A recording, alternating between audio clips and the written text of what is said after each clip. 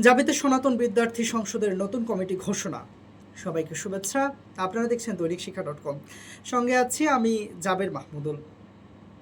জাহাঙ্গীরনগর বিশ্ববিদ্যালয়ের সনাতন ধর্মাবলম্বী শিক্ষার্থীদের অন্যতম বৃহৎ সংগঠন সনাতন বিদ্যার্থী সংসদের 2026-27 সেশনের নতুন কার্যনির্বাহী কমিটি গঠন করা হয়েছে।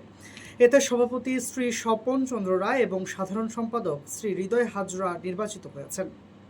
মঙ্গলবার গণমাধ্যমে পাঠানো এক বিবৃতিতে এ তথ্য জানানো হয়। এর আগে গত বৃহস্পতিবার বসন্ত পঞ্চমী তিথিতে সংগঠনের কেন্দ্রীয় কমিটির সভাপতি শ্রী রাখাল দেবনাথ রনি এবং সাধারণ সম্পাদক শ্রী পরিমল চন্দ্র রায় রানা স্বাক্ষরিত এক বিজ্ঞপ্তির মাধ্যমে এই নতুন কমিটি প্রকাশ করা হয়। কমিটিতে সাংগঠনিক সম্পাদক হিসেবে শ্রীমতী অষ্টমী রানী এবং কোষাধ্যক্ষ হিসেবে শ্রী সৌরভ কুমার সাহা দায়িত্ব পেয়েছেন। ধন্যবাদ।